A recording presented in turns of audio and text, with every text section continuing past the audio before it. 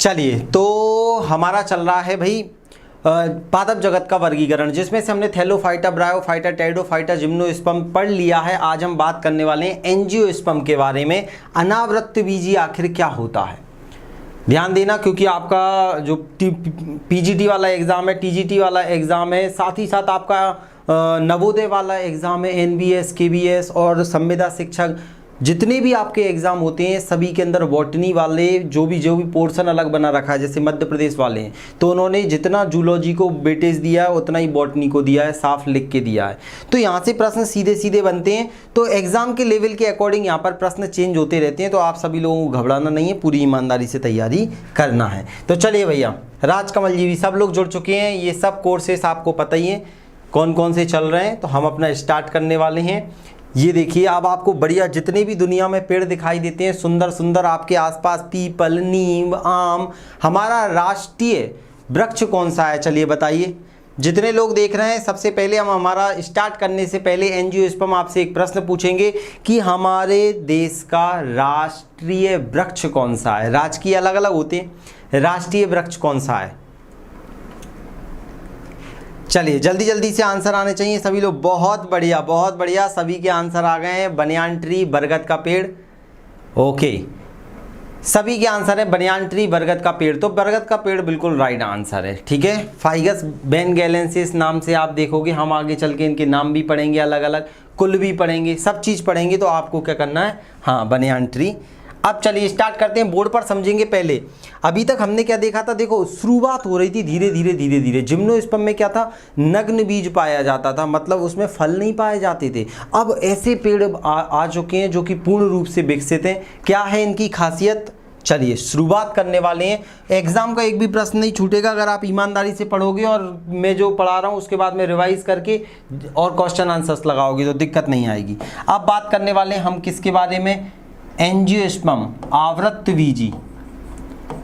आवृत्तबीजी नाम से ही समझ में आ रहा है। सबसे पहले तो सर इसका नाम ऐसा क्यों रखा है बता देते हैं हम आपको, एंजियोस्पर्म। आप ध्यान से सुनना, आवृत्त का मतलब ही क्या हो रहा है, वृत्त चढ़ा हुआ है, मतलब ऊपर क्या है, एक खोल चढ़ा हुआ है। यहाँ पर क्या जाएगा, ऊपर कवच चढ़ा हुआ है, मतलब जो अंडा से बीजांड है वो क्या है, अंडा से भित्ति से ढका हुआ है। सीधी बात है, यहाँ पर अगर देखा जाए सरल भाषा में तो आवृत्तबीजी, आवृत्त का मतलब होता है एक कवच होता है, कवच एक तरह से देखा जाए, और बीजी मतलब बीज। तो बीज के ऊपर क्या होता है, एक कवच होता है। तो कौन सा कवच होगा, तो आप बोल सकते हैं सर बीज, या हम बोल सकते हैं बीजांड के ऊपर अंडाशय की भित्ति पाई जाती है, अंडाशय की भित्ति पाई जाती है। देखो हम सब में अलग अलग पढ़ते चल रहे हैं और आज का बहुत इंपॉर्टेंट लेक्चर है, पाई जाती है, क्योंकि जो एंजियोस्पर्म है यही पौधे हमें आगे पढ़ना है। सारी चीज़ें इनके बारे में हमें पढ़नी है। पादप आकार की मतलब इनके बारे में पढ़ना है, प्लांट मॉर्फोलॉजी, जड़, तना, पत्ती, फल, फूल, कौन सा फल सत्य है, कौन सा असत्य है, कौन सी चीज़ खाई जाती है, सब चीज़ों के बारे में हम डिटेल में पढ़ेंगे। तो याद रखना, बीजांड के ऊपर अंडाशय की भित्ति पाई जाती है, मतलब जो बीज होता है वो कवर्ड रहता है, खोल के अंदर पाया जाता है, फल के अंदर बीज पाए जाते हैं। अब जो आवृत्तबीजी है ना, ये क्या है, सबसे बड़ा वर्ग है। अगर आपसे बात की जाए कि भैया पादपों में सबसे बड़ा वर्ग कौन सा है, तो पादपों में सबसे बड़ा वर्ग कौन सा आएगा, तो आप बोलोगे आवृत्तबीजी। तो पादपों में या पादप जगत में सबसे बड़ा, ठीक है, पादपों में सबसे बड़ा वर्ग है ये, सबसे बड़ा वर्ग होता है, सबसे बड़ा वर्ग है। आप अनुमान लगाओ, आप बोलोगे सर सबसे बड़ा वर्ग है तो आखिर इसमें कितने पेड़ पौधे आते होंगे, कितनी प्रजातियां आती होंगी, आप अनुमान लगाओ। सबसे बड़ा वर्ग है तो आप अनुमान लगाइए कितनी प्रजातियां इसके अंदर आती होंगी। सबसे बड़ा वर्ग है, हमने देखा पादप जगत का, तो इसमें कितनी प्रजातियां आती हैं, तो इसमें या इसके अंतर्गत इसमें कोई ने अनुमान लगाया, चलिए 2,70,000। अभी तक देखिए धीरे धीरे और खोजी भी जा रही हैं, ऐसा नहीं है कि इतनी हो। तो इसमें लगभग 2,70,000 प्रजाति खोजी जा चुकी है, प्रजाति खोजी जा चुकी है।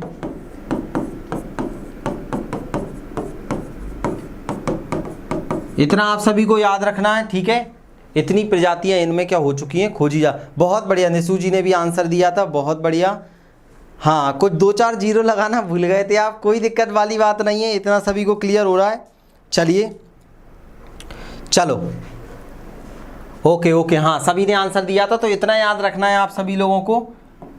अब मेरी बात ध्यान से सुनना, ये क्या होते हैं, विकसित पादप होते हैं।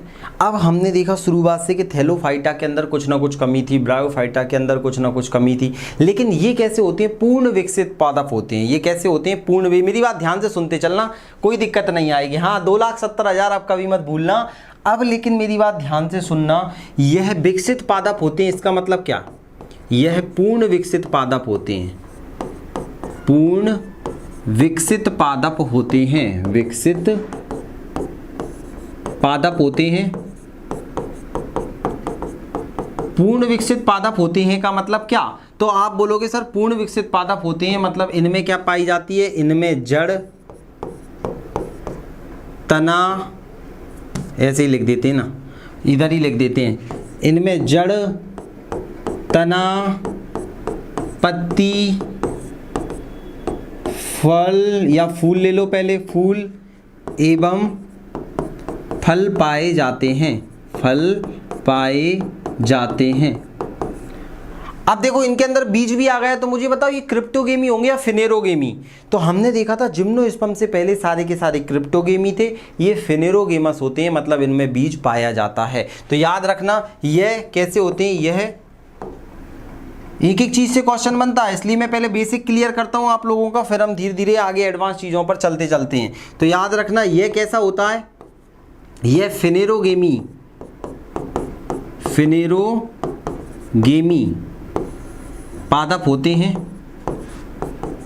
पादप होते हैं, मतलब इनमें क्या होता है, बीज पाए जाते हैं। और याद रखना ये क्या होते हैं, फ्लावरिंग प्लांट होते हैं, इनके हर एक पौधे के अंदर क्या होते हैं, फूल पाए जाते हैं, तो इन्हें पुष्पीय पादप भी बोला जाता है। याद रखना पेपर में क्वेश्चन आएगा पुष्पीय पादप कौन से हैं, तो आप बोलोगे आवृत्त बीजी वाले क्या होते हैं, पुष्पीय पादप, फ्लावरिंग प्लांट होते हैं। चलते हैं, हाँ फिनेरोगेमी होते हैं, बिल्कुल बहुत बढ़िया। अब ये कैसे होती है, पुष्पीय पादप होते हैं, ये भी मैं यहाँ लिख देता हूँ, फ्लावरिंग प्लांट, ये पुष्पीय पादप होते हैं, पुष्पीय पादप, फ्लावरिंग, फ्लावरिंग प्लांट, ये क्या होते हैं, पुष्पीय पादप, फ्लावरिंग प्लांट, पुष्पीय पादप होते हैं। अब इनका देखो कोई भी अवस्था हो, जीवन की किसी भी अवस्था में अगर इनका कोई भी पौधा है उनमें फूल पाया जाता है, क्यों, क्योंकि फूल प्रमुख जनन अंग होता है, इनमें पुष्प ही प्रमुख जनन अंग होता है। अभी मैं आपको बताऊंगा। क्या इतनी चीजें क्लियर हो गई। सबसे पहले तो आपके दिमाग में ये आ गया होगा कि भैया इसका मतलब क्या होता है, क्योंकि इसका मतलब है आवृत्त बीजी, इनका जो बीज होता है वो वृत्त के अंदर, एक कवर के अंदर, एक खोल के अंदर सुरक्षित होता है, और कहाँ रहता है, ये फल के अंदर पाया जाता है। तो ये पूर्ण विकसित होते हैं, जड़, तना, पत्ती, फल, फूल सब कुछ इनमें पाया जाता है। अब आपसे पूछा जाएगा ये कहाँ पाए जाते हैं, तो ये मुख्यतः स्थलीय पादप होते हैं, लेकिन ये सभी जगह पाए जाते हैं, ऐसा नहीं है कि एक ही जगह पाए जाएं। क्लियर है सभी लोगों को। चलिए अब हम आगे बढ़ने वाले हैं, ठीक है। पुष्पीय पादप होते हैं हमने देखा, अब हम यहाँ पर बात करने वाले हैं। अभी हमारा थोड़ा सा इंट्रोडक्शन ही चल रहा है, आवृत्त बीजी की बात कर रहे हैं हम। आवृत्त बीजी बोले तो एंजियोस्पर्म लिख देता हूँ, एंजियोस्पर्म। अब भाई ये कहाँ पाए जाते हैं, तो आप बोलोगे सर ये सभी जगह पाए जाते हैं, लेकिन ये मुख्यतः स्थलीय पादप होते हैं, स्थलीय पादप होते हैं, लेकिन ये सभी जगह पाए जाते हैं, लेकिन यह सभी आवासों में पाए जाते हैं। सभी आवासों मतलब ये पानी वाले, दलदल वाले, सूखा वाले, सब जगह सभी आवासों में पाए जाते हैं, आवासों में पाए जाते हैं, पाए जाते हैं। इनमें कैसे पौधे आते हैं बताइए, इनमें कैसे पौधे आएंगे, सभी आवासों में तो ये पाए जा रहे हैं, इनमें कैसे पौधे आएंगे मुझे ये बताइए आप। बड़े बड़े वृक्ष आएंगे, जो शाक वाले पौधे रहते हैं, झाड़ी, तो याद रखना ये विभिन्न रूपों में मिलते हैं, विभिन्न रूपों में विभिन्न रूपों में पाए जाते हैं पाए जाते हैं, विभिन्न रूपों में पाए जाते हैं, जैसे साग के रूप में भी पाए जाते हैं, झाड़ी के रूप में कड़क कड़क रहते हैं थोड़े से, एवं वृक्ष के रूप में पाए जाते हैं, वृक्ष के रूप में पाए जाते हैं।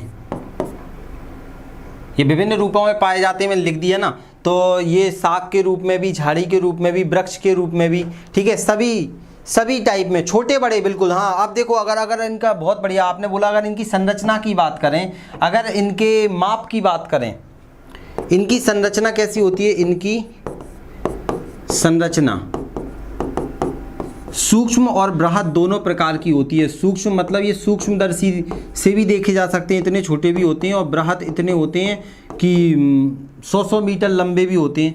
तो बृहद भी होते हैं, सूक्ष्म भी होते हैं। तो क्या आप में से कोई बता पाएगा सबसे छोटा आवृत्तबीजी एंजियोस्पर्म जिसको आपने कभी देखा होगा? बुल्फिया पानी के अंदर रहते हैं, छोटे छोटे दाने टाइप के, ऐसे आप एक उंगली भी लगाओगे तो हजारों लाखों चिपक के आ जाते हैं। अभी मैं फोटो भी दिखा दूंगा। तो याद रखना सूक्ष्म होते हैं। तो दुनिया का सबसे छोटा एंजियोस्पर्म होता है बुल्फिया। क्या जाएगा आपका? बुल्फिया सबसे छोटा एंजियोस्पर्म आ जाएगा बुल्फिया। ध्यान से सुनना, सबसे छोटा एंजियोस्पर्म आ जाएगा। और आपसे पूछा जाएगा सबसे बड़ा कौन सा आ जाएगा? सबसे बड़ा आपसे अगर पूछा जाए तो आप क्या लगाओगे? यूकेलिप्टस। 100 मीटर लंबे होते हैं ये, यूकेलिप्टस सबसे बड़ा। अगर आपसे पूछे सबसे बड़ा सबसे छोटा कौन सा है, तो आप बोलोगे सूक्ष्म में बुल्फिया आ जाएगा, और सबसे बड़े में क्या आ जाएगा? यूकेलिप्टस आ जाएगा। इतना आप बता दोगे। और इनमें बीज कहाँ होते हैं? फल के अंदर होते हैं। फल फूल सब चीज़ पाई जाती है। मुख्य इनमें जनन अंग कहाँ पाए जाते हैं? तो पुष्प के अंदर पाए जाते हैं। इतना सभी को क्लियर हो गया होगा। ये सभी जगह पाए जाते हैं। यहाँ से इतने प्रश्न बनते हैं। अब हम सबसे इम्पोर्टेंट चीज़ पर आगे बढ़ने वाले हैं। ये बेसिक चीज़ें हैं, ये किसी भी एग्ज़ाम में पूछी जा सकती हैं, लेकिन हमें 0 से लेके एडवांस लेवल तक टच करना है ताकि पेपर का एक भी प्रश्न ना छूट पाए। तो इसके आगे चलते हैं। अब इसका पादप शरीर कैसा होता है? जैसे हमने जिम्नोस्पर्म के अंतर्गत देखा, उनमें पादप शरीर कैसा था? बीजाणुद्भिद था। उससे पहले वालों में हमने देखा युग्मकोद्भिद था। मतलब उनमें क्या होता था? इससे पहले वाले में गैमेटोफाइटिक होता था, वही पोषण देता था। यहाँ पर पूरे शरीर को क्या बोलते हैं? स्पोरोफाइटिक, बीजाणुद्भिद बोलते हैं। मतलब नर और मादा युग्मकों का निर्माण होगा। तो इसका शरीर, मुख्य पादप शरीर कैसा होता है? बीजाणुद्भिद होता है। लिख देता हूँ मैं यहाँ पर, मुख्य पादप शरीर कैसा होगा? बीजाणुद्भिद होगा, स्पोरोफाइटिक होगा, आवृत्तबीजी। आप लोग बोलोगे सर अब इतनी बार लिख दिया कि नाम याद हो गया। इंग्लिश में क्या बोलेंगे? एंजियोस्पर्म। ठीक है, आप ध्यान से सुनना। आवृत्तबीजी, ये इतने सरल भाषा में आपको कोई नहीं बताएगा। बड़े बड़े टीचर, जितने भी ज्ञानी टीचर हैं जिन्होंने PhD कर रखी है, वो उनके लेवल पे बताते हैं। उन्हें पता ही नहीं है पेपर में क्या आता है, वो सिर्फ पढ़ाने का काम करते हैं। आप देख लेना, बहुत बड़े बड़े प्लेटफॉर्मों पे बड़े बड़े टीचर, भाई बच्चे को, स्टूडेंट को वो पढ़ाओ। जैसे मैंने पढ़ा तो मुझे पता था कि कैसे पेपर निकलता है। 0 लेवल से पढ़ के आप पेपर निकाल सकते हो पूरी डेडिकेशन के साथ। वैसे ही आपको पेपर निकालने की ट्रिक मैं बताता हूँ। लेकिन अगर आप सीधे लंबी लंबी बातें हाँकने लग जाएंगी तो बच्चे को समझ में नहीं आएगा। और हिंदी इंग्लिश दोनों में भी हम चीज़ों को बता रहे हैं ताकि बच्चा हिंदी वाला भी समझ सके और इंग्लिश वाला भी, ठीक है। लेकिन मोस्टली हिंदी वाले को और चीज़ें हम बता रहे हैं क्योंकि कोई हिंदी में नहीं बताता। तो ये कैसा होता है? इनका मुख्य पादप शरीर की अगर बात करें, मुख्य पादप शरीर, ये पूछ लेता है कभी कभी कि मुख्य पादप शरीर कैसा होता है, क्योंकि हम ये चीज़ों पर बात कर चुके हैं। मुख्य पादप शरीर होता है इनका बीजाणुद्भिद।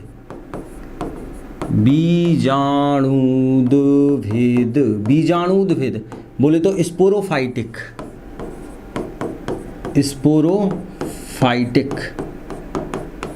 मतलब इनमें स्पोरेंजिया भी बनेगा, सब बनेगा, ठीक है। अब हम देखने वाले हैं, इतना सभी को क्लियर हो गया। अब हम आगे बढ़ने वाले हैं, सारी चीज़ों को क्लियर करने वाले हैं।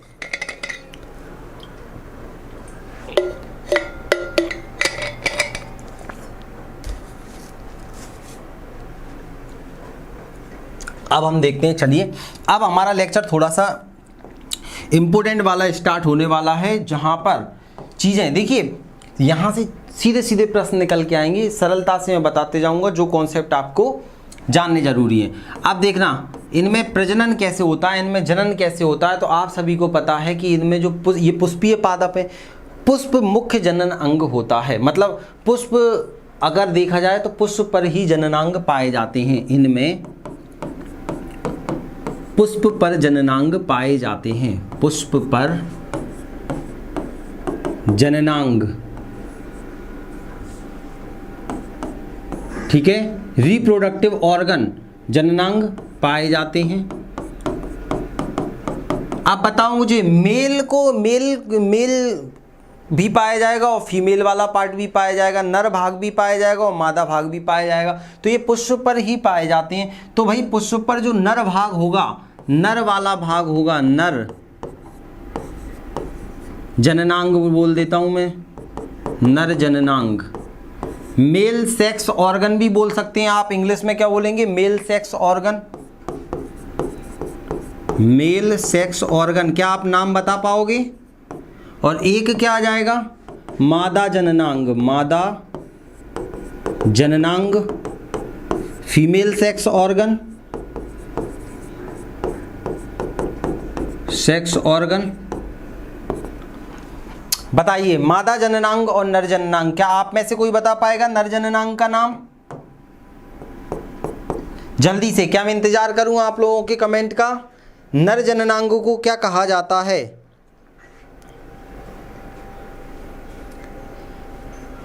चलिए देखो, और मैं बता रहा हूं अगर जिसने कुछ भी नहीं पढ़ा, बिल्कुल भी नहीं पढ़ा, अच्छी बात है, सब चीज़ें आपको समझ में आएंगी। और ये बेसिक चल रहा है, धीरे धीरे आपका सब चीज़ें आगे भी, जैसे मैं आपको पढ़ाऊंगा कि भैया अब आपने कितनी बार याद किया होगा फल का खाने वाला भाग कौन सा होता है, क्या होता है, तो सब चीज़ें आपको इन्हीं चीज़ों से क्लियर होती जाए। बहुत बढ़िया, चलिए बहुत बढ़िया, राजकमल जी, स्वरा जी, सभी लोगों का आंसर आ रहा है। एंथर होता है, एंथर तो अगर देखा जाए तो वो अंदर वाले भाग का नाम बता दिया आप, इसमें नाम ले सकते हैं पुंकेसर। पुंकेसर के अंदर वो एंथर वाला परागकण वाला भाग आ जाता है, याद रखना, ठीक है। परागकोश, परागकण, तो सबसे पहले जो मेन आएगा तो आप इसमें नाम क्या लोगे, पुंकेसर, ठीक है। एंथ्रीडियम आर्किगोनियम में हाँ ये बनेगा। अब ध्यान देना, अब यहाँ पर जो एंथ्रीडियम है, आर्किगोनियम है, वो समाप्त हो चुके हैं। अब उनके नाम क्या आ जाएंगे, हम देखेंगे लघु बीजाणुधानी और गुरु बीजाणुधानी, माइक्रोस्पोरोफिल और मेगा स्पोरोफिल, जो कि हमने कहाँ से देखना चालू कर दिए थे, जिम्नोस्पर्म से। तो मैं सब क्लियर करते जा रहा हूँ। तो यहाँ पर क्या आएगा, सबसे पहले पुंकेसर, याद रखना। अभी मैं सब क्लियर कर देता हूँ, चलो हटाओ। पुंकेसर, पुंकेसर। अब बहुत सारे लोग बोलेंगे पुंकेसर का इंग्लिश नाम क्या जाएगा, तो इंग्लिश में क्या बोला जाता है, इसे स्टामन के नाम से जाना जाता है, स्टामन, स्टामिन या स्टामन के नाम से जानते हैं, स्टामिन, याद रखना दोनों, पुंकेसर। और महिला वाले भाग को क्या बोला जाएगा, महिला वाला जो भाग रहता है इसको पिस्टल, या यहाँ पर जो स्त्री केसर नाम ना दे के यहाँ पर क्या नाम दिया जाता है, अंडप नाम दे दिया जाता है। क्या नाम दे दिया जाता है, अंडप, अंडप। और इंग्लिश में क्या नाम रख दिया जाता है, तो इंग्लिश में नाम दिया जाता है पिस्टल बोल दिया जाता है, पिस्टल या कार्पल। जगह चाहिए अपन को, एक मिनट रुकना।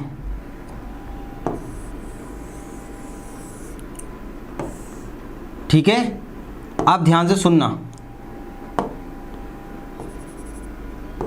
पिस्टल या फिर इंग्लिश में क्या जाएगा, आप बोलोगे सर कार्पल, कार्पीईएल, कार्पल,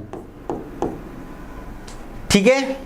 हाँ, हम फूल के भाग में जाके देखेंगे तो स्त्री केसर भी बोल दिया जाता है, अंडप को स्त्री केसर के नाम से भी बोल दिया जाता है, तो ऐसी लोड मत लेना। तो मेल वाला भाग क्या जाएगा, पुंकेसर का भी वो लिख के दे दे, तो हमने दोनों बता दिए। एक मिनट, इसको हम इतना सा इसको मिटा दें।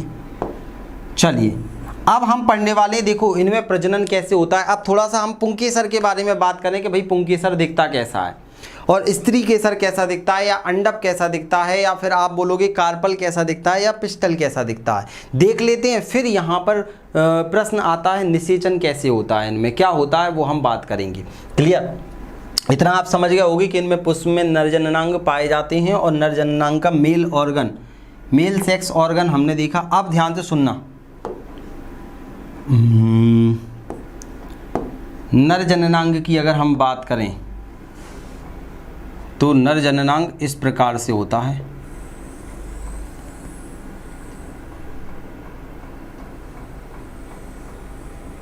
ठीक है, ड्राइंग देख लेंगे अपन, सारी व्यवस्थाएं क्लियर हो जाएंगी आपको। तो इसका पहले मैं नाम लिख देता हूँ, नर जननांग पुंकेसर। नर जननांग नाम क्या जाएगा इसका? पुंकेसर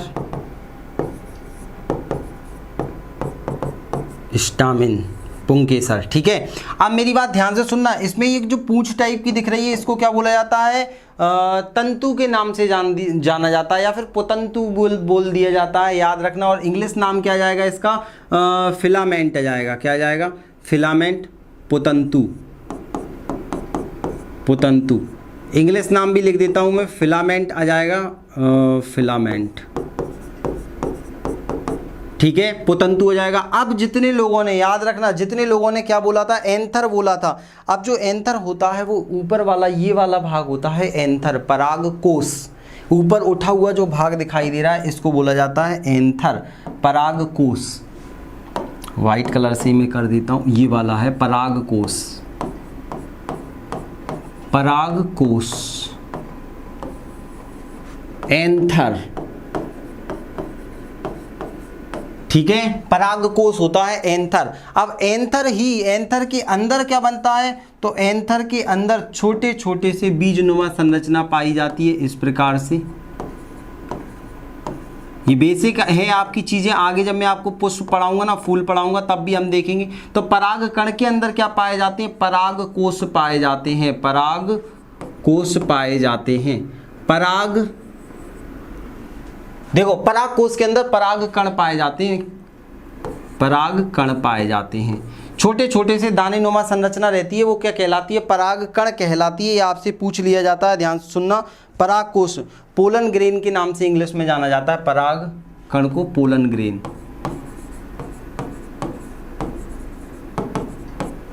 और जो मेन भाग होता है वो पराग कण ही होता है। पराग कण को ही क्या बोला जाता है? मेल गैमेटोफाइट बोल दिया जाता है। याद रखना, पराग कण ही आगे सारा का सारा नर युग्मक का काम करता है। तो जो नर युग्मक वाला भाग होगा ये नर जननांग है पुंकेसर।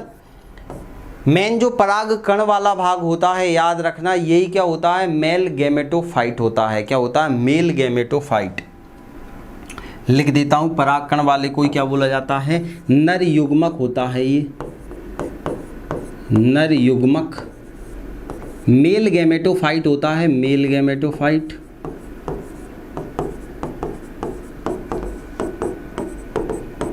ठीक है, नर युग्मक होता है, मेल गैमेटोफाइट होता है। इतना आपको क्लियर हो गया होगा। और जो पुंकेसर होता है, नर जननांग होता है, इसी को क्या बोला जाता है?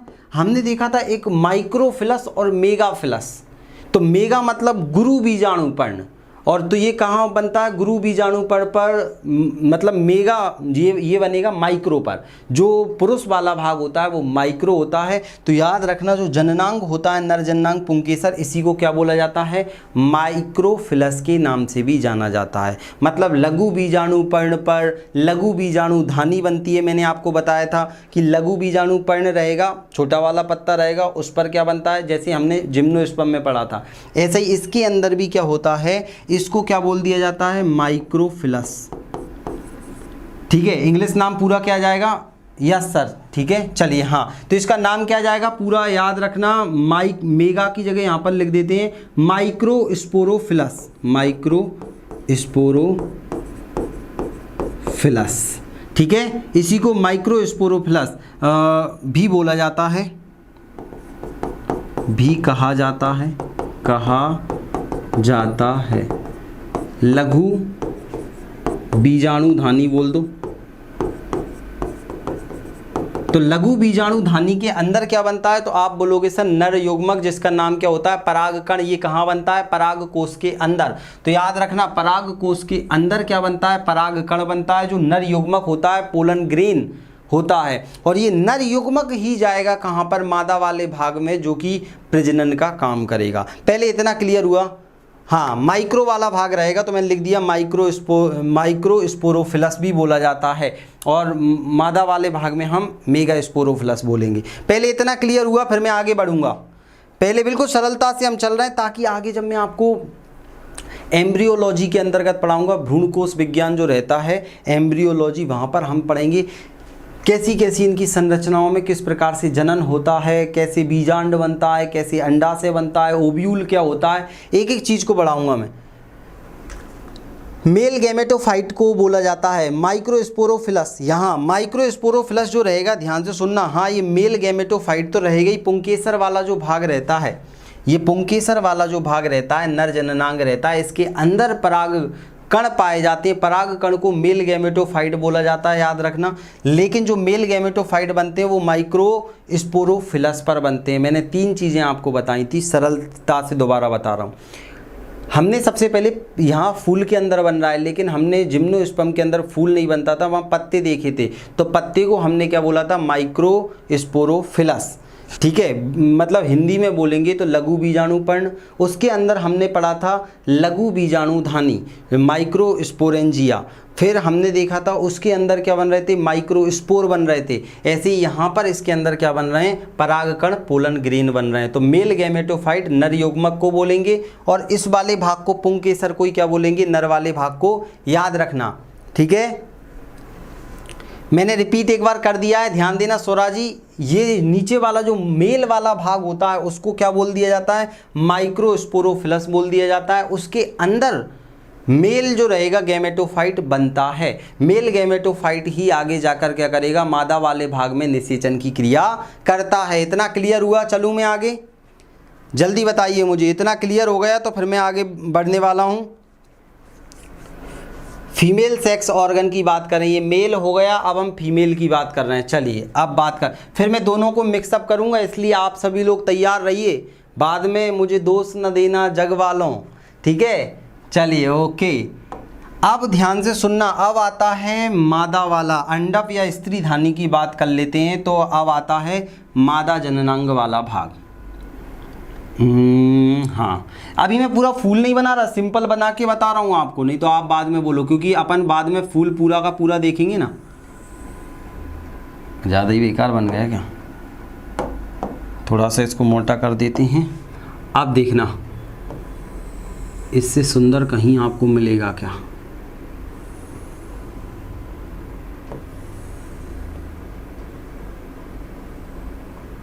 वाह, ये देखो, बढ़िया बढ़िया बढ़िया, बहुत सुंदर।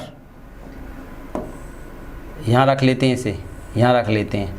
आप ध्यान से सुनना, ये कौन सा भाग हो जाएगा, तो आप बोलोगे सर ये मादा, मादा वाला भाग हो जाएगा, फीमेल मादा जननांग, फीमेल सेक्स ऑर्गन, मादा जननांग फीमेल सेक्स ऑर्गन। इसी को क्या बोल दिया जाता है, कार्पल भी बोल दिया जाता है, पिस्टल भी बोल दिया जाता है, या अंडप या स्त्री धानी के नाम से भी जाना जाता है। या आप क्या बोल दोगे, इंग्लिश नाम क्या जाएगा, पिस्टल या कार्पल के नाम से भी बोल दो। ठीक है, यहाँ पर हमने देखा था, ठीक है, ये आ जाएगा पिस्टल या कार्पल। ठीक है, पिस्टल या कार्पल के नाम से जाना जाता है। अब ध्यान से सुनना, ये जो भाग आपको दिखाई दे रहा है ना, ये सब किस पर है, फूल पर लगा हुआ भाग रहता है, फूल पर लगा हुआ भाग रहता है। तो इसका जो ऊपरी भाग रहता है इसको क्या बोला जाता है, वर्तिकाग्र, वर्तिकाग्र के नाम से जाना जाता है। किसके नाम से, वर्तिकाग्र के नाम से जाना जाता है, वर्तिकाग्र। अब आप बोलोगे वर्तिकाग्र को इंग्लिश में क्या बोलते हैं, तो इससे बोला जाता है स्टिग्मा, स्टिग्मा इंग्लिश भी मैं लाया हूँ आप लोगों के लिए, स्टिग्मा। हाँ हाँ हाँ, आप लोग भी बताते चलिए। वर्तिकाग्र, किसी भी चीज का अग्र वाला भाग क्या कहलाता है, वर्तिकाग्र, काग्र अग्र। उसके नीचे क्या आएगा, तो ये वाला भाग आ जाएगा, इसको बोलते हैं वर्तिका। क्या बोलोगे,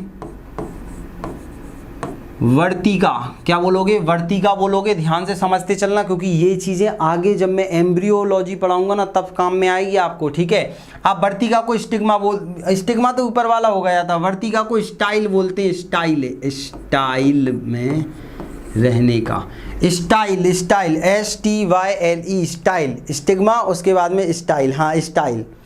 चलिए, इतना क्लियर होते चल रहा है। अब हम आगे चलने वाले हैं। इसको बोला जाता है, अब जो ऊपरी भाग दिख रहा है इसको बोला जाता है अंडाशय। क्या बोला जाता है, अंडाशय। अंडाशय को इंग्लिश में बोलेंगे ओवरी। क्या बोल दिया जाता है, ओवरी, ओवरी।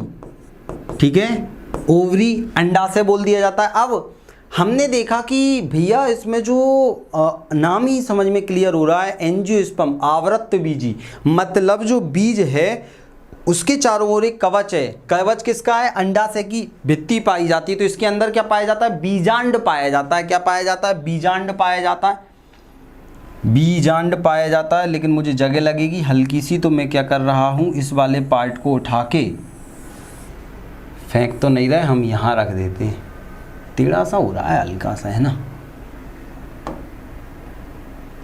चलिए आप ध्यान देना, यहाँ रख देते हैं, ऐसे सुंदर दिखेगा आपको। ठीक है, मादा जननांग वाला भाग। आप ध्यान से सुनते चलना। अब हम थोड़ा सा ट्विस्ट पैदा करते हैं इसके अंदर। अब देखो इसमें अंदर घुसते हैं अपन, बहुत हो गया बाहर बाहर, अब इसके अंदर चलते हैं। तो अंदर जब हम आए तो हमें ऐसी संरचना दिखाई दी। अंदर आए तो हमें कैसी संरचना दिखाई दी? इस प्रकार की संरचना दिखाई दी। ठीक है, सबको दिख रही है प्रॉपर, बिल्कुल दिखाई दे रही है। अब इसके अंदर आ गए, एक बार और लास्ट बार बना रहा हूँ, थोड़ा छोटा बना देता हूँ, नहीं तो आप लोगों को दिक्कत आई। ये देखो, ये वाला भाग बना दिया मैंने अंदर, छोटा सा भाग। ये क्या है? आप में से कोई नाम बता पाएगा इस वाले भाग का? इस वाले भाग को क्या बोला जाएगा? क्या आप में से कोई बता पाएगा? जितने लोग देख रहे हैं बताइए जल्दी से। दिख रहा है कि किसी को? तो इसको बोलते हैं भ्रूण कोश। क्या बोला जाता है? भ्रूण कोश बोला जाता है, एम्ब्रियो सैक। भ्रूण कोश बोलते हैं ना कि इस फल का भ्रूण कोश खाया जाता है, इसका ये खाया जाता है। तो मैं सब चीज़ें आ जाएंगी, बस धीरे धीरे हमें सीखते चलना है सारी की सारी चीज़ें। Embryo sac, EMBRYOSAC, embryo sac बोला जाता है। क्या बोला जाता है इसे? Embryo sac. क्लियर? अब जो एम्ब्रियो सैक रहता है ना, इसी के ऊपर क्या पाया जाता है? ओब्यूल पाया जाता है, बीजांड पाया जाता है। क्या पाया जाता है? बीजांड पाया जाता है। तो यहाँ ध्यान से सुनना।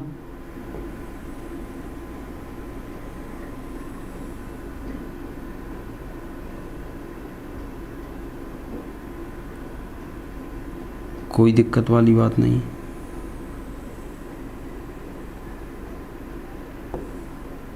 इस प्रकार से हम आगे भी पढ़ेंगे, पूरी संरचना है, एक एक चीज़ देखेंगे। तो इसका नाम क्या जाएगा?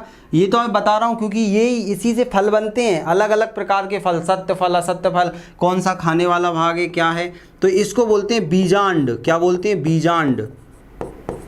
बीजांड, बीजांड को इंग्लिश में क्या बोलते हैं? ओब्यूल। क्या बोलते हैं? ओब्यूल। ठीक है, ओब्यूल ही बोलते हैं। बीजांड याद रखना, बीजांड, ओब्यूल, OVULE, सही है, बीजांड। क्या इतना क्लियर हुआ? अब ध्यान से सुनना, पेपर में क्वेश्चन आएगा कि भाई इतना तो सर आपने बता दिया, मैं सभी चीज़ें आपको लेके चल रहा हूँ। तो यहाँ पर सबसे पहले जो अंडाशय होता है, इससे क्या होता है? इससे फल का निर्माण होता है, इससे फल का निर्माण होता है। अब क्योंकि इसके बाद में जो लाइन लिखूंगा उससे आपकी धरती खिसक जाएगी पैरों के नीचे से, ऐसा बोला जाता है, लेकिन खिसकेगी विसकेगी नहीं। लेकिन ध्यान देना, इससे फल का निर्माण होता है, ये तो सभी को पता है, फल का निर्माण होता है। अब फल जब पढ़ेंगे तब हम देखेंगे कि सत्य फल क्या है, असत्य फल क्या होता है। एक साथ गुच्छ के रूप में फल पाए जाते हैं जिन्हें पुंज फल कहा जाता है। तो वो कैसे बनते हैं वो हम बाद में देखेंगे। बीजांड से क्या बनता है? बीजांड से बीज का निर्माण होता है, बीज, बीज का निर्माण होता है, निर्माण होता है। तो सर ये बताओ यार, ये क्या है? कोई भ्रूण कोश क्यों, ये क्या करेगा फालतू में, इसको क्यों बनाया है? ध्यान देना, बहुत काम की चीज़ है भ्रूण कोश। अब देखो इसमें हरा कलर ले लेते हैं। अब भ्रूण कोश के अंदर आप देखोगे तो इसके अंदर भ्रूण कोश में पूछा जाता है कितनी कोशिकाएं पाई जाती हैं। तो इनमें 3 प्रकार की 8 कोशिकाएं पाई जाती हैं। इसमें क्या होता है? इसमें बस आप इतना याद रखो जो मैं बताते जा रहा हूँ, फिर मैं आगे आपका धीरे धीरे लेवल बढ़ता जाएगा तो अपने आप चीज़ें क्लियर होती जाएंगी। लेकिन पेपर में कोई भी प्रश्न आपका नहीं छूटेगा। आप TGT चले जाओ, PGT चले जाओ, MP वाला एग्ज़ाम दे दो, आपका TET वाला या कोई भी एग्ज़ाम दे दो लेवल वाला, BSc लेवल तक का, तो आपकी चीज़ें बनेंगी। बस आपको समझना पड़ेगा। और 0 से 0 लेवल भी हम देख रहे हैं ताकि कांस्टेबल हो, बिहार दरोगा हो, UP पुलिस हो, SSC हो, रेलवे हो, वो भी आपका कवर हो जाए। तो सारे एग्ज़ाम कवर करते हुए चल रहे हैं। तो इसमें 8 कोशिकाएं पाई जाती हैं, 8 कोशिकाएं पाई जाती हैं। पाई जाती हैं। क्लियर। अब 8 कोशिकाएं, ध्यान से सुनना, पाई जाती हैं। तो 8 कोशिका मैं बना देता हूं यहां पर ताकि आपको हल्का सा क्लियर हो जाए। 1 कोशिका, 2 कोशिका और 3 कोशिका। जब मैं आपको आगे पढ़ाऊंगा तब इनके नाम भी बताऊंगा, अभी नाम याद रखने की कोई ज़रूरत नहीं। जब हम बीजांड ही पढ़ेंगे पूरा कि बीज पढ़ेंगे तब बताऊंगा। यहाँ पर बस 2 कोशिकाओं के नाम आपको याद रखने हैं। ये 1 कोशिका, दूसरी कोशिका और एक बड़ी सी होती है, जैसे एक बड़ी सी बना देता हूँ, इतनी बड़ी, लो बड़ी।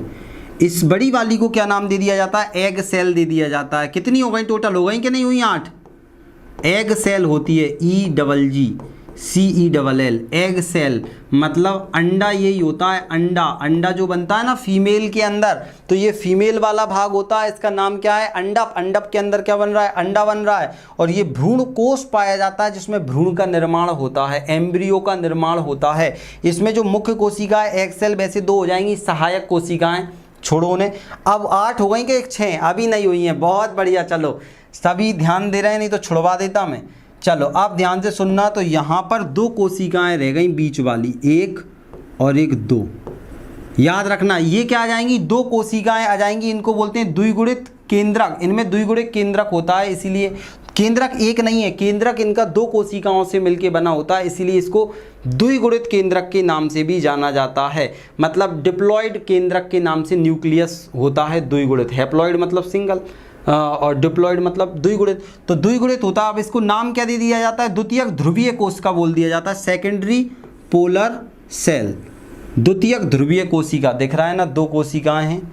या फिर इसको मिटा के अपन ये वाला पेन से बना देते हैं और पतला कर देते हैं हल्का सा।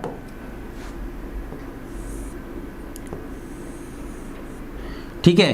द्वितीयक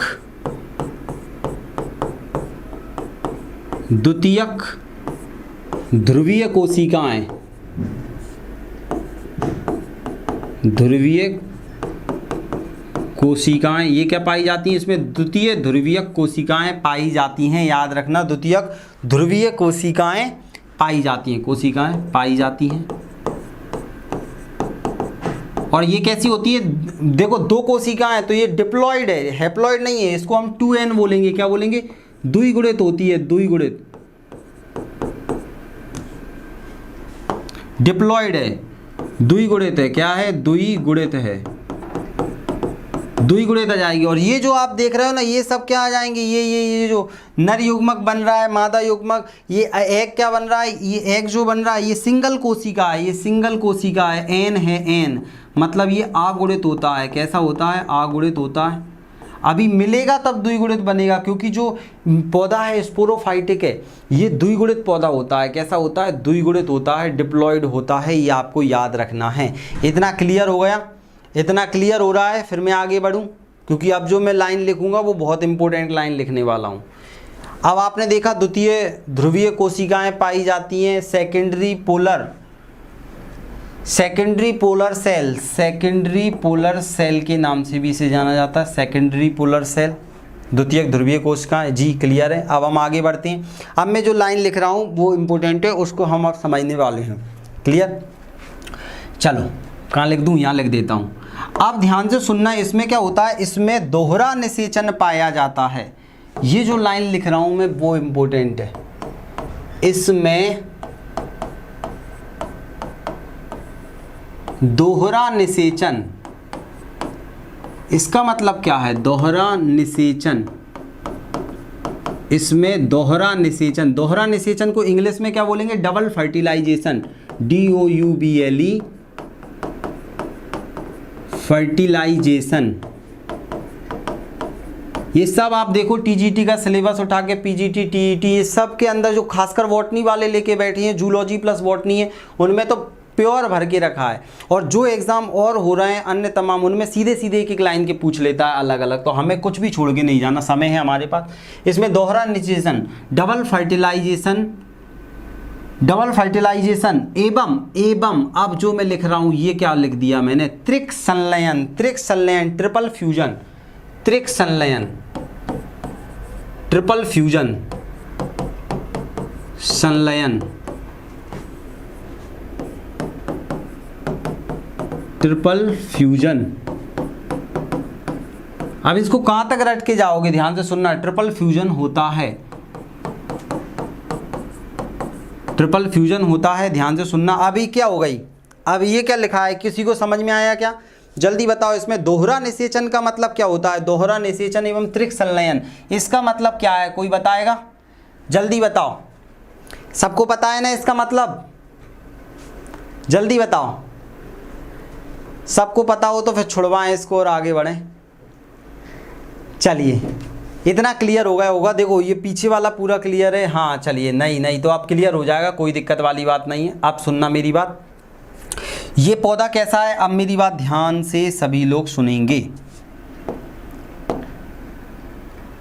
ये पौधा कैसा है तो आप बोलोगे सर हम बात कर रहे हैं एंजियोस्पर्म की। ये कैसा होता है? स्पोरोफाइटिक होता है, आगुड़ित होता है। स्पोरोफाइटिक यहीं कर देता हूं मैं पूरा खेल। स्पोरोफाइटिक बीजाणुद्भिद होता है। ये पौधा कैसा है? बीजाणुद्भिद। स्पोरोफाइटिक होता है ये, स्पोरोफाइटिक। स्पोरोफाइटिक बीजाणुद्भिद है। अब इस पौधे के अंदर जो बीजाणुद्भिद पौधा है ये कैसा पौधा है तो आप बोलोगे सर ये तो पुष्पीय पौधा है। ये कैसा है? फ्लावर वाला है, पुष्पीय पौधा है, पुष्पीय पादप है। मतलब इसमें मुख्य जनन अंग कौन सा होता है तो आप बोलोगे सर मुख्य जनन अंग क्या हो जाएगा? पुष्प हो जाएगा। और पुष्प के अंदर क्या होता है? दो भाग पाए जाते हैं, एक मादा वाला भाग पाया जाता है, एक नर वाला भाग पाया जाता है। तो जो नर वाला भाग है, नर जननांग, अब आप बताओ उसको क्या बोलते हैं? नर जननांग को क्या बोला जाता है? क्या आप बता पाओगे जल्दी से सभी लोग?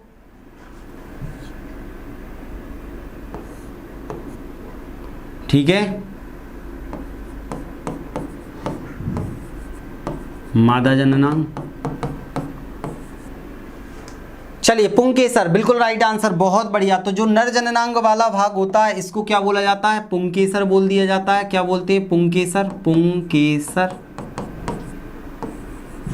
ठीक है, पुंकेसर बोल दिया जाता है। और पुंकेसर को इंग्लिश में क्या बोल दिया जाता है तो याद रखना, इसको बोला जाता है स्टामिन। स्टामिन के नाम से जाना जाता है पुंकेसर, स्टामिन, स्टामिन। आप ध्यान से सुनना, पुंकेसर के अंदर क्या होता है? मैंने अभी बताया था पुंकेसर को ही हम क्या बोल देते हैं? माइक्रोफिलस के नाम से जानते हैं। इसके अंदर माइक्रोस्पोरेंजिया पाई जाती है। माइक्रोस्पोरेंजिया के अंदर क्या होता है? मदर सेल पाई जाती है। परागकण होता है ये, परागकण। तो पराग मात्र कोशिका बोला जाता है हिंदी में। तो यहाँ पर जो पुंकेसर होता है, नर जननांग होता है, इसके अंदर क्या होता है तो आप बोलोगे सर पराग मात्र कोशिका पाई जाती है, पराग मदर सेल पाई जाती है। मतलब पराग मात्र कोशिका, ये समझते चलना, कोई कठिन नहीं है। इसके अंदर एक कोशिका है, मम्मी है, ये मम्मी इसके अंदर पराग मात्र कोशिका क्या बोलते हैं?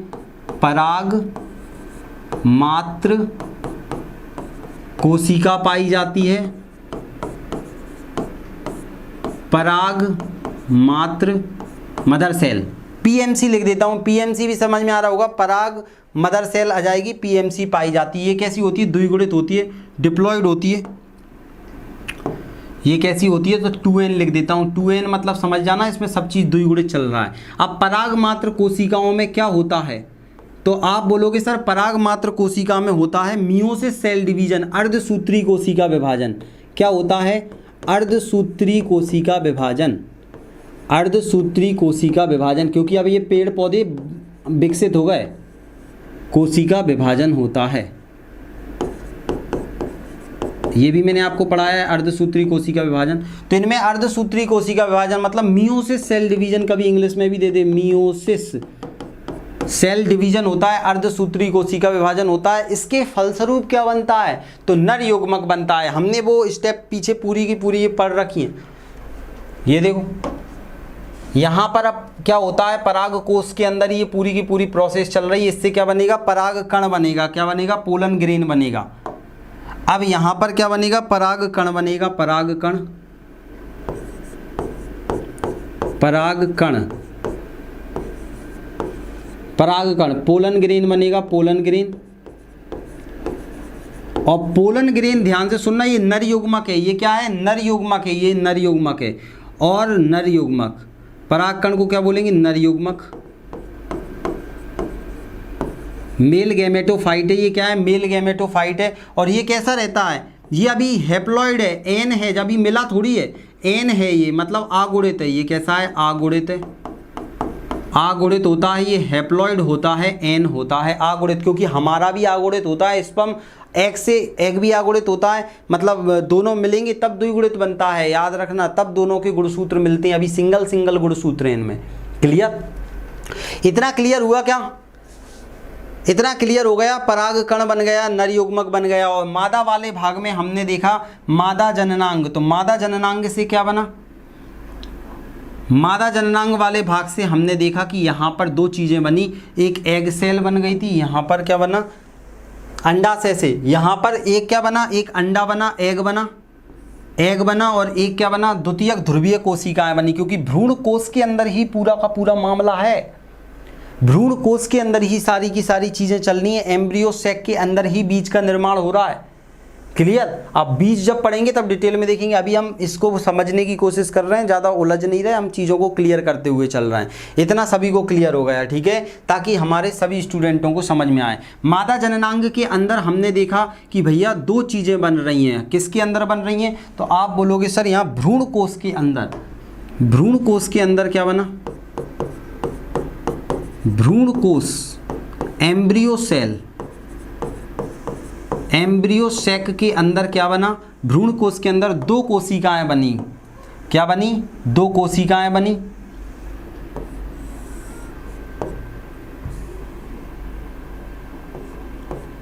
एक ये ले लो, एक यहाँ ले लो।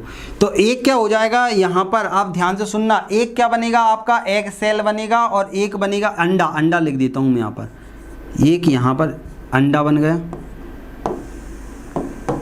क्या बना? अंडा बना, अंडा। एग बना, एग। ये आगुणित है अंडा। और एक हमने क्या पढ़ा था? तो एक हमने पढ़ा था कि भैया द्वितीय ध्रुवीय कोशिकाएं जो पाई जाती हैं, द्वितीयक ध्रुवीय कोशिकाएं, ये सेंटर में इसी में द्वितीयक ध्रुवीय कोशिकाएं, समझना। द्वितीयक ध्रुवीय कोशिकाएं बनती हैं। ध्रुवीय कोशिका बनी। क्लियर? दो चीज बन गई। अब मैं जो ये लाइन समझा रहा हूं आपको, इसमें क्या होता है? दोहरा निषेचन पाया जाता है। कैसे पाया जाता है सर? ये रटवाना नहीं है, समझाना है। तो नर जननांग वाले भाग से इतनी चीजें बन गई, नर युग्मक बन गए। लेकिन यहाँ पर ध्यान से सुनना। अब जो यहाँ पर क्या होता है? नर युग्मक जैसी आता है, मतलब पोलन ग्रेन जैसी आता है, तो एक नली में कन्वर्ट हो जाता है। और इस नली को क्या बोला जाता है? पराग नलिका। इंग्लिश में, इंग्लिश नाम आप देख लेना, पराग नलिका। याद रखना, पराग कण जैसी यहाँ पर आएगा मादा वाले भाग में, तो एक ट्यूब में कन्वर्ट हो जाएगा वो। इस प्रकार ये ट्यूब यहाँ कनेक्ट होगी। ठीक है? तो इस ट्यूब को क्या बोलते हैं? पराग नलिका। पराग नलिका। और इस पराग नलिका के अंदर ध्यान से सुनना, दो पोलन ग्रेन बनते हैं। दो पोलन ग्रेन आएंगे, दो नर युग्मक आएंगे, एक और दो। फर्स्ट और सेकंड, ये दोनों क्या आ जाएंगे? नर युग्मक आ जाएंगे, नर युग्मक। ये निषेचन के फलस्वरूप क्रिया हो रही है सारी की सारी। तो याद रखना, यहाँ पर क्या हो रहे हैं? दो नर युग्मक बन रहे हैं। ये पराग नलिका, पराग कण अंदर आएगा तो ये वर्तिकाग्र से होते हुए वर्तिका में आएगा और एक नली बनाएगा। इस नली को क्या बोला जाता है? पराग नली। पराग नली यहाँ कनेक्ट होगी किससे? अंडाशय वाले भाग में, बीजांड वाले भाग से, और किससे? भ्रूणकोश से। अब यहाँ पर जैसी कनेक्शन होगा तो दो नर युग्मक बन रहे हैं। कितने नर युग्मक बन रहे हैं? दो नर युग्मक बन रहे हैं। याद रखना, यहाँ पर दो नर युग्मक बन रहे हैं। कौन से पेन से लिख दूं? हरे से ही लिख देता हूँ। नर युग्मक कितने बन रहे हैं? दो बन रहे हैं। नर युग्मक फर्स्ट, ठीक है, और एक आ जाएगा नर युग्मक सेकंड। नर युग्मक सेकंड, याद रखना। क्लियर? नर युग्मक फर्स्ट और एक नर युग्मक सेकंड। या फिर हम क्या कर देते हैं, उस साइड नर युग्मक फर्स्ट बना देते हैं, क्योंकि इसका थोड़ा सा आपको अभी चित्रकारी में प्रभाव दिखेगा। इधर ये नर युग्मक फर्स्ट बना दिया मैंने। वैसे ऐसा मत सोचना कि सर यार ये पोलन ग्रेन है, पोलन ग्रेन नर युग्मक, ये नर युग्मक फर्स्ट और सेकंड कहीं भी बना दो, ऐसा कुछ नहीं है, वो तो समझाने के लिए। अब जो नर युग्मक फर्स्ट है ना वो उस किससे मिलेगा, अंडा से मिलेगा, एग से मिलेगा। याद रखना ये एग कैसा होता है, ये एग एन है, आगुणित कोशिका है, ध्यान से सुनना, एन है, आगुणित है। और ये कैसा है, 2n है, द्विगुणित कोशिका है, दो कोशिकाओं से मिलके बन रहा है। ये नर युग्मक कैसे हैं, दोनों के दोनों एन हैं, आगुणित हैं। इतना क्लियर हुआ पहले बताओ मुझे, नहीं तो अकेला ही मैं भजन गाने में लगाऊं और आप सब लोग तालियां बजा रहे हो। बस समझ में आ नहीं रहा, बस लगे समझ में आ रहा है क्या, तब मैं आगे बढ़ूंगा। क्लियर है भाई, क्लियर है सभी लोगों को, जितने TGT PGT Madhya Pradesh TET वाले जितने भी सब हैं, ध्यान सुनना, एसएससी कांस्टेबल लेवल तक में कुछ भी पूछ सकता है, तो आप ये मत सोचना कि मुझे नहीं समझना। चलिए इतना सभी को क्लियर हो गया, हो चलो बढ़िया। अब आगे बढ़ने वाले हैं। तो भाई साहब अब क्या होगा यहाँ पर, अब जो नर युग्मक फर्स्ट है वो एग से आके मिलेगा, आगुणित से अब क्या बनेगा, द्विगुणित होगी चीज़ें। तो कौन से पेन से लेकर जाए, कलर कौन सा लेकर जाए, ये वाले कलर से मिलवा देते हैं भैया। जो अंडा है, अंडा से मुलाकात किसकी होगी, अंडा से मुलाकात किसकी हो रही है, इस अंडे को अपन ऐसा कर देते हैं, ऐसा यहाँ पर, और इसको लेके आते हैं, ध्यान से सुनना, ये नीचे आ रहा है और ये यहाँ से यहाँ आ रहा है, नर युग्मक फर्स्ट आ रहा है, ये आंदो ये आया और ये यहाँ पर आकर इससे मिल गया। क्लियर हो रहा है। अब ये यहाँ पर इनकी मुलाकात हुई, इससे क्या बनेगा, जाइगोट बनेगा। क्या बनेगा, युग्मनज बनेगा। आपको पता है नर युग्मक और मादा एग मिलते हैं तो क्या बनाते हैं, तो आप सभी लोग बता दोगे सर ये तो बच्चा बता देगा, क्या बनेगा, युग्मनज बनेगा, जाइगोट बनेगा। क्या बनेगा, युग्मनज बनेगा, जाइगोट। थोड़ा सा इधर ही तो मिला दो, काय को इतना हो। ठीक है, ये क्या बनेगा यहाँ पर, अब ऊपर से अंडा को आके मिलवा देते हैं, ये अंडा आके मिला तो यहाँ पर क्या बना, यहाँ पर क्या बना, तो आप बोलोगे सर युग्मनज बना, युग्मनज बोले तो जाइगोट। बताओ मुझे जाइगोट अगुणित होगा या द्विगुणित होगा, मैं समझ जाऊंगा समझ गए हो कि नहीं समझे। पहले मुझे बताओ जाइगोट अगुणित होगा या द्विगुणित होगा, जाइगोट अगुणित होगा या द्विगुणित होगा, ये बताओ मुझे। तो सारी चीजें छोड़ो, पहले इतना सेव कर लेने दो मुझे। जाइगोट अगुणित होगा या द्विगुणित होगा, बहुत बढ़िया 2n, क्योंकि सिंगल एन और सिंगल एन, डबल एन, तो ये कैसा हो जाएगा, द्विगुणित हो जाएगा। 2n लिख रहा हूं, ये द्विगुणित होता है। युग्मनज से क्या, आप देखो युग्मनज से क्या बनेगा, बीज बनेगा। युग्मनज से क्या बनेगा, तो यहां पे बीज बनेगा।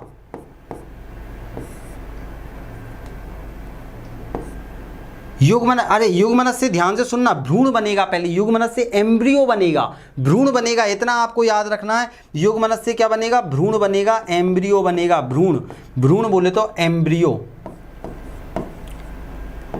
EMBRYO, एम्ब्रियो बनेगा, भ्रूण बनेगा।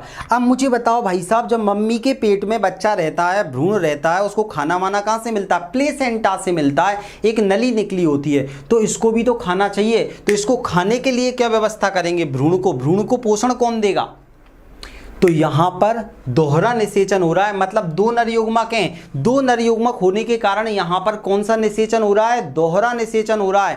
पहली बार में अंडा से युग्मनज बन रहा है, युग्मनज से भ्रूण बन रहा है, और दूसरा जो नर युग्मक है वो किससे मिलता है, द्वितीयक ध्रुवीय कोशिका से मिलता है, याद रखना। तो बताओ मुझे, ये जो नर युग्मक है ये अगुणित है। अब यहां पर मैं बना रहा हूं इस पेन से, नीला पेन दिखेगा क्या, दिख रहा है क्या,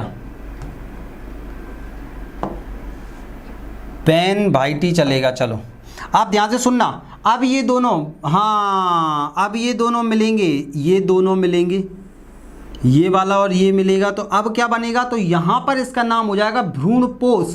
क्या हो जाएगा, भ्रूणपोष। ये भ्रूण कहाँ चला गया, भ्रूणकोष है, एम्ब्रियो सैक है, ये भ्रूणपोष, भ्रूणपोष बनेगा, याद रखना। और इंग्लिश में क्या बोलेंगे, एंडोस्पर्म। कभी कभी भ्रूणपोष से ही फल का निर्माण हो जाता है, क्वेश्चन आता है इस फल का निर्माण किससे होता है, तो मैं आगे पढ़ाऊंगा, अभी इतना याद रखो। भ्रूणपोष को इंग्लिश में बोलते हैं एंडोस्पर्म, एंडोस्पर्म बोला जाता है भ्रूणपोष। और ये जो भ्रूणपोष होता है ये क्या होता है, ये भ्रूण को पोषण प्रदान करता है। अब ये क्या करता है, भ्रूण को पोषण प्रदान करता है, मैं लिख देता हूं, एंड ये क्या करता है, भ्रूण को पोषण प्रदान करता है, भ्रूण को पोषण प्रदान करता है, पोषण प्रदान करता है। अब मुझे बताओ ये अगुणित होगा, द्विगुणित होगा या त्रिगुणित होगा, ये अगुणित होगा, द्विगुणित होगा। फर्टिलाइजेशन तो डबल हो रहा है, डबल हो रहा है, डबल हो रहा है। फ्यूजन कौन सा होगा, फ्यूजन, फ्यूजन कौन सा होगा, फर्टिलाइजेशन तो निषेचन हो गया, डबल हो रहा है, दो नर युग्मक के कारण फर्टिलाइजेशन हो रहा है। अब यहाँ पर फ्यूजन क्या होगा, दोगुणा त्रिगुणित हो जाएगा। तो इसको याद रखना, क्या नाम दे दिया जाता है, त्रिक संलयन नाम दिया जाता है। तो ये 3n हो जाएगा, ये त्रिगुण। ये पेपर में सब क्वेश्चन बनती है, मन से नहीं कर रहा मैं, लेकिन इसको समझने के लिए भी बुद्धि चाहिए पड़ती है, इसीलिए हम आपको एप्लीकेशन पे सारी चीज़ें कवर कराते हैं। आप हमारा बायोलॉजी का कोर्स देखिए, फिजिक्स केमिस्ट्री में भी न्यूमेरिकल से लेके एक एक चीज़ वहाँ पर क्लियर कराइए, आप नोट्स देखना हर चीज़। और केमिस्ट्री में आप आवर्त सारणी में ही 5 दिन लग गए, तो एक एक चीज़ जो पढ़ाते हैं वो ईमानदारी से पढ़ाते हैं, बस आपको पढ़ना है। तो जितने लोग यूट्यूब पर भी इसको देखो, तो आप लोग अगर पीजीटी टीजीटी की तैयारी कर रहे हैं तो आप जुड़ सकते हैं बिल्कुल, या आप बीपीएससी की तैयारी कर रहे हैं, मध्य प्रदेश व्यापम वाले तो आंख बंद करके बिल्कुल जुड़ सकते हैं। तो एसएससी, रेलवे, सभी का साइंस मिल रहा है, हर चीज़ मिल रही है, बस आपको पढ़ना पड़ेगा, बिना पढ़े काम नहीं होगा। अब इतना कुछ हो गया हमारा, ध्यान देना, ट्रिपल फ्यूजन, ट्रिपल फ्यूजन, बिल्कुल इतनी लाइन समझाने के लिए काम धाम किया था पूरा। अब ध्यान देना, इस भ्रूण से क्या बनेगा, तो अब ध्यान से सुनो, इस भ्रूण से क्या बनेगा बताओ, तो इस भ्रूण से बनेगा बीज। क्या बनेगा, बीज बनेगा, सीड बनेगा। क्या बनेगा, सीड बनेगा। और ये बीज में क्या होगा, बीज के अंदर होगा निषेचन, फर्टिलाइजेशन वो होगा, अंकुरण होगा, अंकुरण होगा। क्या होगा, अंकुरण। और अंकुरण से जो पौधा बनेगा वो पौधा कैसा होगा, वो रहेगा बीजाणुद्भिद पौधा बनेगा। मतलब यहाँ से चालू हुए और वहीं के वहीं ये पूरी साइकिल चलती रहेगी आपकी। ये पेपर में पूछा जाता है, भ्रूण से क्या बनेगा, बीज, बीज का अंकुरण होगा, जर्मिनेशन होता है। अंकुरण को क्या बोलते हैं, जर्मिनेशन, जर्मिनेशन बोला जाता है। अंकुरण हो जाता है, उससे बीजाणुद्भिद बनते हैं और इस प्रकार की प्रोसेस चलती रहती है। क्या इतना क्लियर हुआ सभी लोगों को? पहले मुझे ये बताओ, त्रिक संलयन हमने देख लिया है, त्रिगुणित होता है, ये कैसा होता है, त्रिगुणित होता है। 3n मैंने लिख दिया है, त्रिगुणित, अगुणित, द्विगुणित, त्रिगुणित, इसमें सब कुछ चीजें मिल रही हैं, तो ये त्रिगुणित होता है। यहां लिख देता हूं मैं, त्रिगुणित, त्रिगुणित होता है। क्लियर? अब मैं आगे बढ़ूं, पानी पी लेता हूं, थोड़ा सा आगे बढ़ता हूं मैं।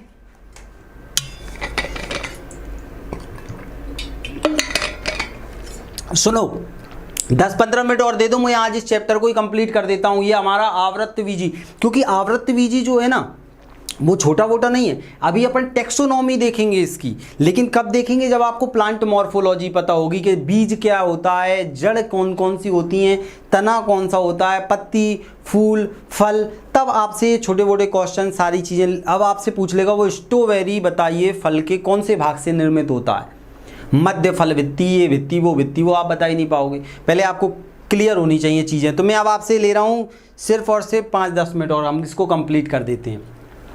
तो इतनी चीज़ें देखिए। अब हम बात करने वाले हैं कि जो हमारा आवृत्तबीजी होता है, ये 2 भागों में बांट दिया जाता है। आवृत्तबीजी कितने प्रकार के होते हैं, 2 प्रकार के होते हैं। एंजियोस्पर्म 2 प्रकार के होते हैं। ये तो हमने इनमें निषेचन देखा, मैं एक बार आपको पूरा बता देता हूँ, देख लो बस एक बार। मैंने आपको नर वाला भाग, मादा वाला भाग, यहाँ से जो जो चीज़ें बनती हैं इनका हम बेसिक जितना भी है पूरी चीज़ें हम क्लियर करते जा रहे हैं। सबसे छोटा कौन सा है, सबसे बड़ा कौन सा है, ये हमने देख लिया है। अब हम बात करने वाले हैं, चलिए, आवृत्तबीजी को सबसे इंपॉर्टेंट चीज़ पढ़ने वाले हैं, ध्यान से सुनना। आवृत्तबीजी को 2 भागों में बांटा जाता है। एंजियोस्पर्म को आवृत्तबीजी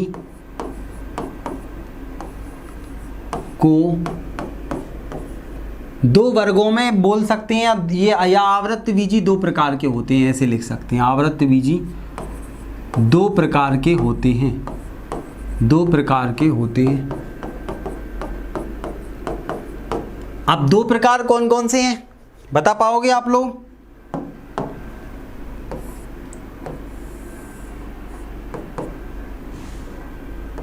देखते हैं कौन कौन बता पाएगा, जल्दी से बताओ दो प्रकार कौन कौन से होते हैं।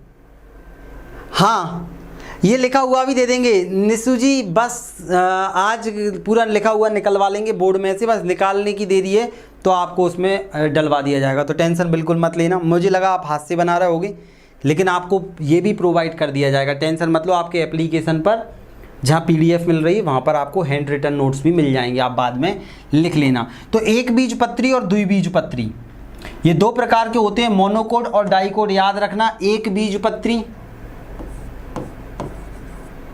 एक बीज पत्री, मोनोकोट, मोनोकोट एक बीजपत्री, और एक क्या हो जाएगा द्विबीजपत्री। द्विबीजपत्री बोले तो डाइकोट, ठीक है। मोनोकोट और डाइकोट, दो एक बीजपत्री और दो बीजपत्री। अब इनसे यहां से क्वेश्चन बन जाते हैं, ठीक है। हाँ ठीक है, मिल जाएगा, आप टेंशन मत लो। डाइकोट, हाँ एक कोट मतलब सिंगल और डबल भी आ जाएगा, डाइकोट और मोनोकोट। अब मोनो COAT भी कर लेना आप, डाइकोट लिख दिया मैंने, COAT भी आ जाएगा उसमें, ठीक है।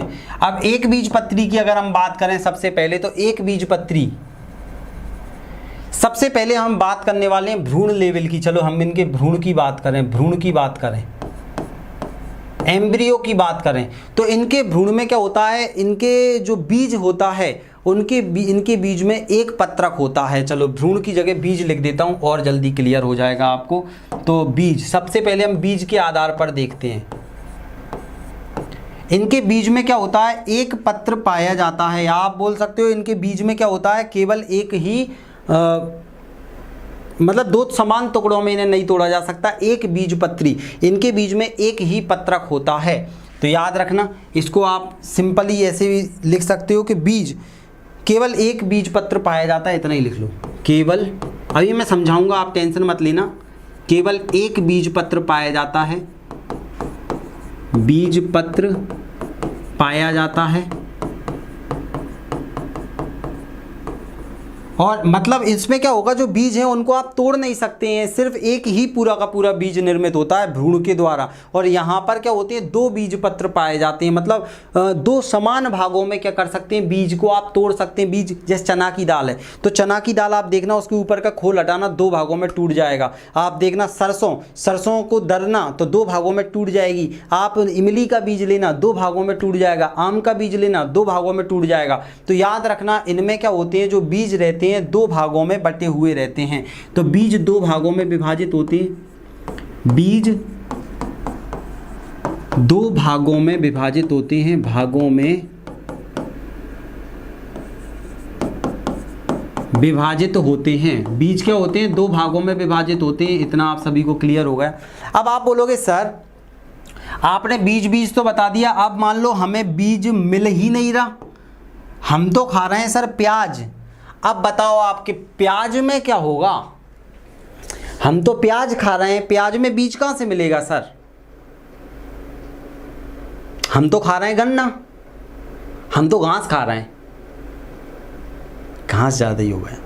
चलिए, तो बहुत बढ़िया। राइस, आलमंड तो दो भागों में टूट जाता है, राइस नहीं टूटता है। अभी हम देखते हैं केवल एक बीज पत्र पाया जाता है। तो अब हम बात करें, चलो भाई बीज नहीं मिल रहा हमें, तो हम बात कर लेते हैं जड़ की। किसकी बात कर लेते हैं, जड़ की बात कर लेते हैं। दिख रहा है ये कलर, जड़ की बात कर लेते हैं हम। ये कलर दिख तो रहे ना, नहीं तो मैं दूसरे कलर से लिख देता हूँ, नहीं तो पता चले एंड में। ये वाला कलर ले लेते हैं यहाँ पर, बीज। और अब हम देखने वाले हैं जड़, ठीक है। तो जो एक बीज पत्री होती है ना, इनकी आप इजीली जड़ देख पाओगे। अभी मैं लेकर नहीं आ पाया, नहीं तो आपको आगे जब पढ़ाऊंगा तो लेकर आ जाया करूंगा, आपको दिखाऊंगा मैं सारी चीज़ें। आप प्याज का देखना, प्याज को उखाड़ के लाओगे तो नीचे जो जड़ें रहेंगी वो ऐसी रहेंगी, तने से ही एक साथ जड़ें निकली रहती हैं पूरी की पूरी रेशे के रूप में। लेकिन द्विबीजपत्री में आप देखोगे तो एक मेन जड़ रहेगी, मूसला जड़ रहेगी, और उस पर बहुत सारी सहायक जड़ें रहती हैं। तो इसमें जो जड़ें रहती हैं ये कैसी रहती हैं, इस प्रकार की जड़ें रहती हैं, जो तना रहता है उसी से बहुत सारी जड़ें क्या होती हैं, निकली होती हैं। इस प्रकार की जड़ें पाई जाती हैं और इन जड़ों को क्या बोला जाता है, अपस्थानिक या जकड़ा जड़ों के नाम से जाना जाता है। जकड़ा, लकड़ा वकड़ा मत कर देना, याद रखना। जकड़ा जड़ें, फाइब्रस रूट भी बोल देते हैं, जकड़ा फाइब्रस, जकड़ा या अपस्थानिक, अपस्थानिक एडवेंटियस अपस्थानिक जड़ें पाई जाती हैं, पाई जाती हैं, अपस्थानिक जड़ें पाई जाती हैं। मतलब आप देखोगे जैसे आपने देखा होगा तने में से जड़ें निकली होती हैं, जैसे आपने देखा होगा गन्ना, गन्ना, या फिर आपने घास देखा होगा, घास, आपने देखा होगा प्याज, इन सभी में क्या होता है, जड़ें एक साथ निकली होती हैं। तो इनको हम अपस्थानिक या जकड़ा जड़ें या फाइब्रस रूट के नाम से जानते हैं। लेकिन आप बात करोगे यहाँ, तो ये जो जड़ें रहती हैं ना, यहाँ पर अगर जड़ों की बात करोगे तो एक यहाँ पर क्या होगी, मेन जड़ रहेगी, मूल, और उसमें से हल्की हल्की जड़ें रहेंगी, आप देखना निकाल के। तो इसको बोला जाता है मूसला जड़, टैप रूट। मूसला जड़ें पाई जाती हैं, मूसला जड़, टैप रूट पाई जाती है, टैप रूट। जड़ों में मैं आपको सब पढ़ाऊँगा, याद रखना। मूसला जड़, मूसला जड़ें पाई जाती हैं, पाई जाती हैं। आप अगर ऐसे भी चेक कर सकते हैं, जैसे आपने देखा होगा कि मूसला जड़ें पाई जाती, सरसों देख लेना आप, सरसों को उखाड़ के, सरसों को आप उखाड़ के देखोगे तो आपको क्या मिल जाएगा, मूसला जड़ें मिल जाएंगी वहाँ पर आराम से, ठीक है। और गन्ना वगैरह आप देखोगे तो गन्ने में आपको ये वाली जड़ें, तो आप आराम से बता पाओगे एक बीजपत्री दो।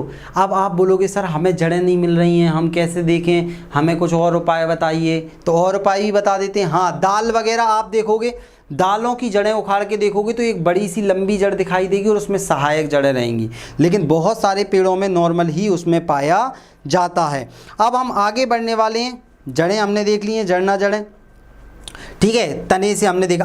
अब हम बात करने वाले हैं पत्तियां देखकर, पत्ती, पत्ती, पत्ती और देख लेते हैं हम। बीज हमने बात करा, जड़ बात करा, अब हम पत्ती की बात कर लेते हैं। भाई पत्ती देख के हमें पता कैसे लगेगा, लीफ देख के कैसे पता चलेगा, पत्ती देख के कैसे बता पाएंगे। तो याद रखना, पत्तियों पर क्या होता है, सिरा विन्यास पाया जाता है। सिरा विन्यास मतलब जो वेन लाइक स्ट्रक्चर रहता है, जैसे हमारे शरीर में धमनी और सिराएं रहती हैं, उनमें रेडिकुलस पाया जाता है, मतलब रेडिकुलेट भी बोल दिया जाता है इंग्लिश में। तो सिरा विन्यास, किसी में सिरा विन्यास कैसा रहता है, उलझा हुआ पाया जाता है, मतलब फैला हुआ, और किसी में समांतर पाया जाता है। तो याद रखना यहाँ पर अलग अलग प्रकार का अनाज अभी हम देखने वाले हैं। अनाज में कौन कौन सी कैसी क्या है, मैं एग्जाम्पल में आपको बता दूंगा, तो आप बिल्कुल भी टेंशन मत लेना। पत्तियों में देखो समांतर सिरा विन्यास पाया जाता है। इसमें एक बीज पत्ती में क्या होता है, समांतर सिरा विन्यास, ठीक है। हाँ, आप ध्यान से सुनना, समांतर,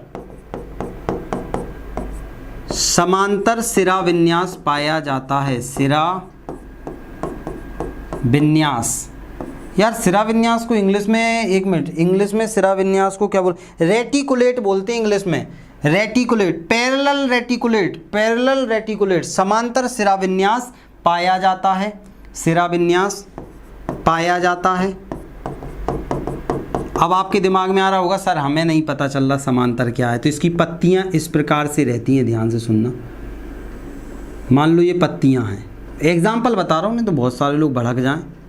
तो ये मान लो पेड़ है, इसकी पत्ती है, तो पत्तियों में क्या होता है, इस प्रकार की समांतर, ऐसी समांतर इस प्रकार की, आपने देखा होगा, आप गन्ना की पत्ती देख लेना, घास की पत्ती देख लेना, तो इनमें समांतर, केला की पत्ती देख लेना, तो समांतर सिरा विन्यास पाया जाता है। जैसे आपने गन्ना देखा होगा, गन्ना, घास, केला, या फिर आप देखना गेहूँ, गेहूँ में भी यही पाई जाएगी। गेहूँ में, गेहूँ का पौधा देखना, गेहूँ, घास, गन्ना, इन सभी में देखना। हाँ, केले की पत्ती, केला ले लो, यहाँ पे लो केला, केला की पत्ती भी सीधी पाई जाती है। तो अब आप बोलोगे कि सर यहाँ पर क्या होगा, फिर यहाँ, तो यहाँ समांतर सिरा विन्यास की जगह क्या पाया जाता है, पत्तियों में जालिका रूपी सिरा विन्यास, रेटिकुलेट पाया जाता है। जालिका रूपी, जालिका रूपी सिरा विन्यास, सिरा विन्यास पाया जाता है, पाया जाता है। अब आप बोलोगे जालिका रूपी कैसे, तो इनकी पत्तियां आपने पीपल का देखा होगा, जैसे पीपल का पेड़, ऐसे मान लो ये पत्ती है, एक पत्ती ले लिया आपने पेड़ की। अब इस पत्तियों में क्या रहता है, छोटी सी वेंस नुमा संरचना, एक तो मेन निकली रहती है, इसमें इस प्रकार की संरचनाएं पाई जाती हैं। ठीक है, बहुत सारी आप पत्ती देखकर बता पाओगे कि उसमें बहुत, जैसे आम, नीम, जामुन, फलाना ढिकाना। अब आप देख लेना बहुत सारी, तो जालिका रूपी विन्यास पाया जाता है बहुत सारी। अब आप बोलोगे सर बीज देख लिया, जड़ देख लिया, पत्ती देख ली, अब हमें तो सर अगर फूल देखकर बताना है तो भी देख लो आप, फूल देखकर भी आप बता पाओगे, कोई दिक्कत नहीं है। अब फूल तुम्हें भेजा है खत में। आप देखो फूल, तो फूल में होती है पंखुड़ियाँ, पंखुड़ियाँ आपने देखी होंगी, तो याद रखना जो एक बीज पत्री होते हैं उनकी पंखुड़ियाँ कैसी रहेंगी, 3-3 के गुणज में रहेंगी, 3 रहेंगी, 6 रहेंगी, 9 रहेंगी। और जो द्विबीज पत्री रहते हैं इनकी पंखुड़ियाँ 2, 4, 8 या फिर 5, 10, 15 के गुणज में रहती हैं। तो आप ऐसे लिख सकते हो, यहाँ पर फूल में 3 पंखुड़ियाँ पाई जाती हैं, किसमें, इसमें, या 3 का गुणज याद रखना, कभी कभी ज़्यादा गिन भी सकते हो। फूल में 3 पंखुड़ियाँ मतलब वो आप देखते हो ना, हम आगे पढ़ेंगे जो दल, वाह दल वाला भाग रहता है वो वाला, ठीक है, पेटल वाला भाग। फूल में 3 पंखुड़ियाँ पाई जाती हैं, पंखुड़ियाँ। अब 3 मत पकड़ के बैठ जाना, पंखुड़ियाँ पाई जाती हैं, 3 का मतलब मैं पहले ही बता रहा हूँ, कभी भविष्य में जब मैं फेमस हो गया तो मेरी बातों को काटने के लिए लोग डाल देंगे ऐसे, तो मैं बता रहा हूँ याद रखना, 3 पंखुड़ियाँ की जगह 3 गुणा में कभी कभी 6 भी, 9 भी, तो 3 के गुणज में पाई जाएंगी। और यहाँ पर पत्तियाँ कैसी होंगी, तो यहाँ पर पत्तियाँ ध्यान से सुनना, इनके फूल में चतुष्टयी 4 या पंचयी 5 या उनके गुणज में पत्तियाँ पाई जाती हैं। तो इनमें 4 पंखुड़ियाँ लिख सकते हैं, या इनके फूलों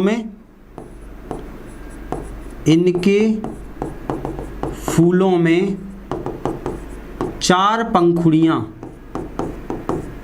चतुष्टयी या 5 पत्तियाँ, पंचयी के नाम से भी जाना जाता है, याद रखना, पंचटयी बोल देते हैं, ठीक है, पंचटयी। इनके फूल में 4 पंखुड़ियाँ या 5 पंखुड़ियाँ या 5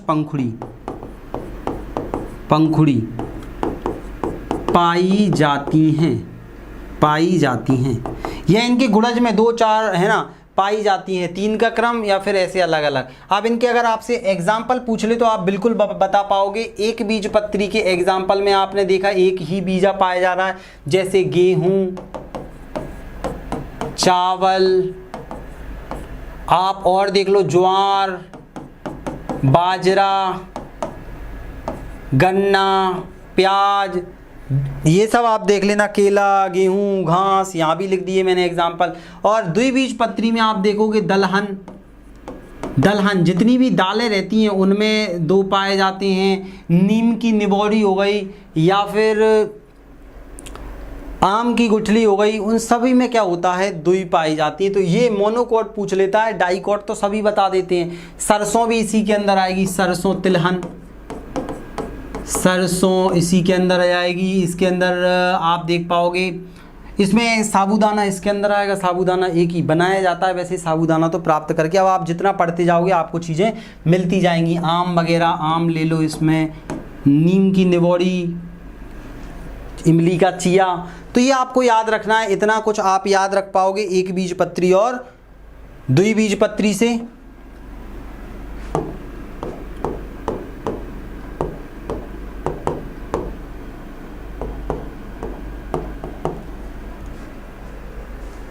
अब मेरी बात ध्यान से सुनना, उम्मीद है आप सभी लोगों को इतना सब कुछ क्लियर हो गया होगा। अब ये तो मैं प्रोवाइड कर ही दूंगा लिखा हुआ, साथ में ध्यान से सुनना, ये मैं आपको प्रॉपर यहाँ पर भी लिखा हुआ चीज़ें लेकर आया हूँ। आवृत्तबीजी पादप पूर्ण विकसित होते हैं, इनका शरीर जड़ तना पत्ती में विभेदित होता है, इनमें स्पष्ट जाइलम और फ्लोएम पाए जाते हैं, सब कुछ प्रॉपर पाया जाता है, जाइलम भी फ्लोएम भी, ठीक है। और फलों का आवरण, बीजों के ऊपर फलों का आवरण होता है। तो याद रखना ये सब चीज़ें आपको प्रोवाइड की जा रही हैं एप्लीकेशन पर। अगर आप जुड़ना चाहते हैं एप्लीकेशन पे तो हमारे दिए हुए नंबर पर संपर्क करें और डाउनलोड कर लीजिए।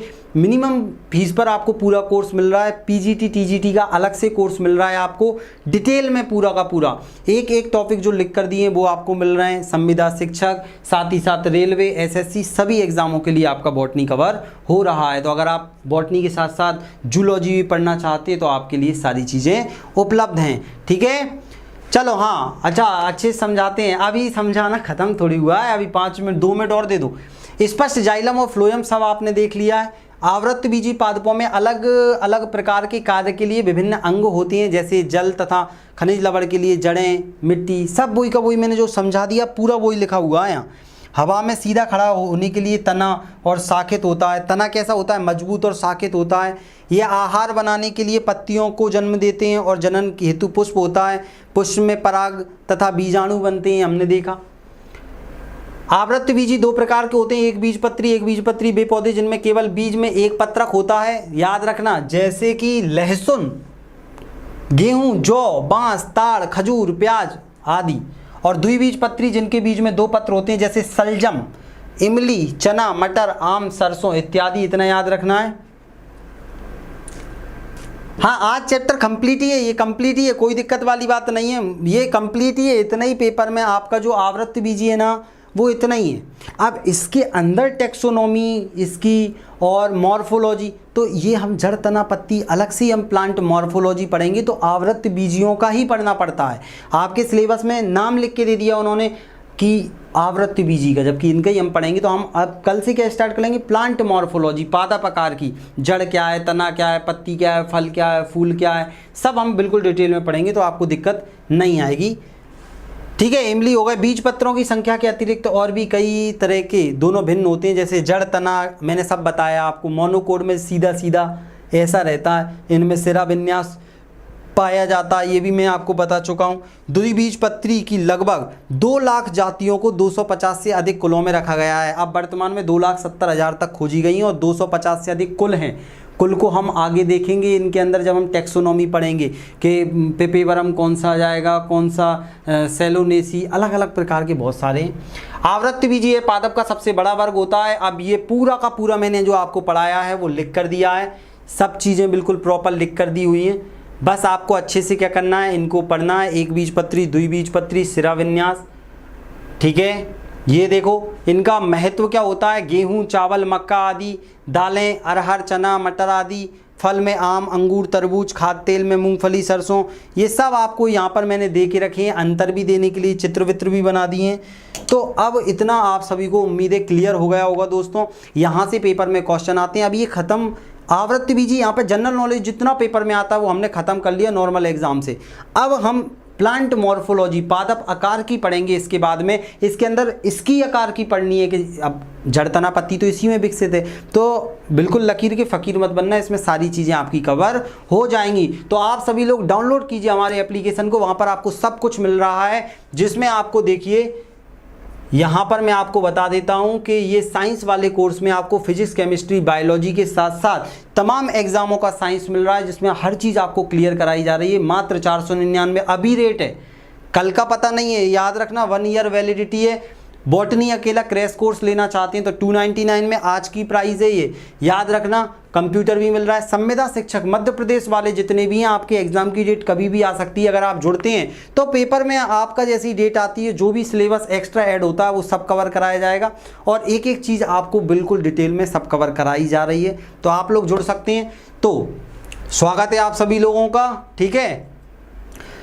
तो इसके आगे वाले लेक्चर में आपसे मुलाकात होगी। बहुत बहुत शुक्रिया, धन्यवाद। लाइक भी करते चलें सभी लोग।